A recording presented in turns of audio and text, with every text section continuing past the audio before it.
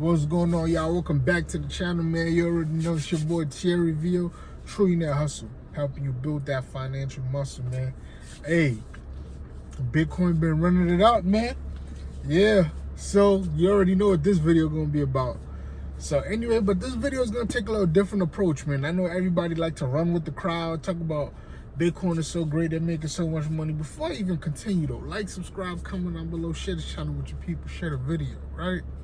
But anyway, so people love talking, like, you know what I mean? Oh, everybody want to act like they've been in Bitcoin, or everybody want to act like they're making so much money with Bitcoin online, which is cool, which is fine. I hope you are investing in Bitcoin, but you're investing at the right time. Right now is not the right time to invest because right now it's running at its all-time high.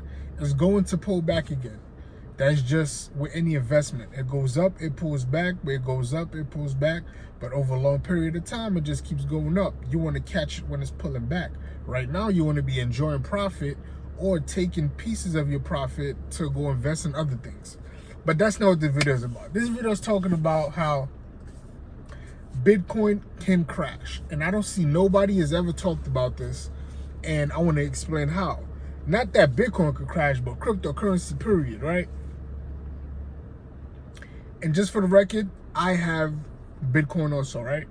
But like, if you see my previous videos, I don't have not more than 5% of my total portfolio in Bitcoin. That means that because it's less than, it's about 4.8, it's about 5%, right? So if Bitcoin was to crash and my whole Bitcoin piece in my portfolio completely evaporated, I know in my other investments, I'm going to recoup that money I lost in Bitcoin because I'm currently averaging over 100% return in some of my investments. And even like other cryptocurrencies I have also, I'm currently, I mean, I'm doing all right. That's all I'm gonna say about that, man. I'm doing all right. This video is not about to be about bragging and doing stuff like that, man. But anyway, I'm doing good in investments, right? So the money I lose in Bitcoin, that's why I have such a small amount because it's so risky. So if I do lose that money, yeah, I'll be pissed, but I'm not gonna be like, it's not gonna be life-changing because I'm still gonna be able to recoup that money, some of my other investments, like I just stated. But anyway, now, the main difference between Bitcoin and money is that money, cash money, is backed by the government, right? You put your money in the bank, it's backed by the FDIC, or the bank guarantees you up to a certain amount. The money, the cash is backed by the government. And how does the government back the cash? Like I said, they promise you, like, you know what I mean, they will always have you with the cash. And plus, let's be honest, the government can just print more. 40% of the money flowing around the United States right now, 40% of the cash paper you touch got printed out during the during that last stock market crash, during the whole coronavirus thing. Guys, that should scare some of y'all, man. Well, that should scare everybody. But I know some people going, but they don't care. But 40% of the available cash in the United States got printed in the last 2 years. That's crazy. That's crazy. But that's what the power of the government. They can always print more money. And by them just keep printing more money, that brings the value of the dollar bill down. The more cash you have and the more you keep printing the money, the more it's bringing down the value, right? But that's a whole different story for a different day. Long story short, the government can back cash because they can always print more, and it's the government, right? They're telling you they got you, right? Bitcoin, on the other hand, it is not backed by anything. It is backed on the simple fact that every time somebody makes a cryptocurrency transaction, like I send you crypto or you send me crypto, a little piece of data gets created and gets attached to a it gets attached. I'm sorry, I hear my Haitian accent. It gets attached to a blockchain. Now that it's attached to the blockchain is like a ledger that keeps record of everything, of every transaction of Bitcoin, right? Now that makes it valuable because nobody can lie about it, right? It's not like the government. They can say they have 100 million, but go print up 300 more million. No, Bitcoin is a solid number, and then there's this ledger that nobody is able to crack yet, and they are able to, and the ledger automatically updates itself. The blockchain pieces of it gets added to itself. In a nutshell, I could go into more details, but in a nutshell, that's what it is, right? Now, being that Bitcoin is solely dependent on this blockchain not being able to be cracked. That's why eventually it can crash and completely go belly up. Because, guys, let's be honest, man. We live in it. The most important person, one of the most important jobs, careers, or just most important skill you could learn, period, or you could know how to do going into this future of technology, is to become a hacker. For those of y'all out there who don't know what y'all want to do, who feel like you stuck and you just don't know what to do, like, just, I would say, learn computers and become a hacker. You could learn, but when I say learn computers, become a hacker, don't become a hacker to like hack the government and hack stuff like that to become a bad hacker. You could also get a great paying job where you become a good hacker, right? Where all of those people who are bad hackers that are constantly trying to hack stuff, companies will hire you in order to defend against those people, or to try to put processes and procedures to stop those people from being able to get their stuff, right? I believe a hacker will eventually, or if a hacker was able to do this, man, if you were able to hack the blockchain, right, and be able to manipulate the ledger, like, if you're able to hack that and manipulate that, Bitcoin is going zero. Like, listen, it's going from 60, well, how much is it at today? 67,000? It's going to go from 67,000 to zero in a matter of seconds.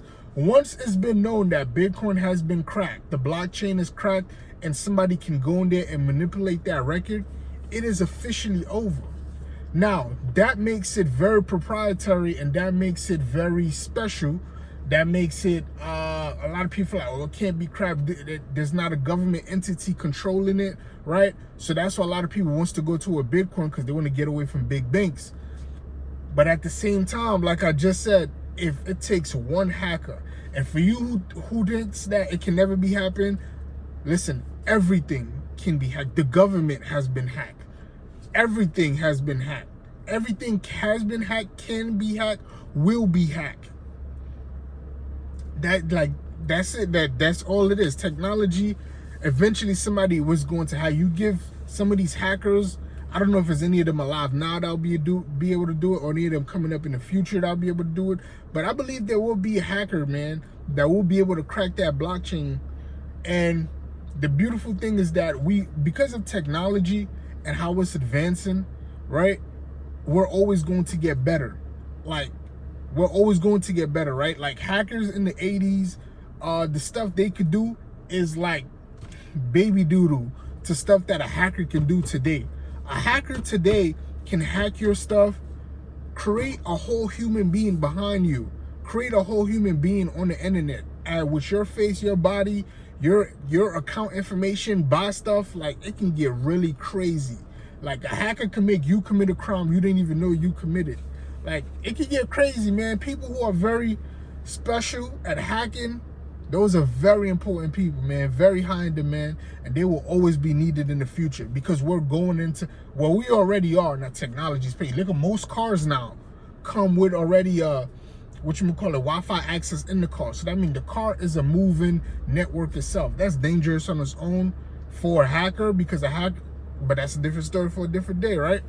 But yeah, man, if a hacker was able to hack blockchain and be able to manipulate that ledger that nobody supposedly can manipulate, it can get real bad for Bitcoin in a matter of seconds. Because once that story hit, everybody's selling their Bitcoin, man. That Bitcoin gonna plummet down.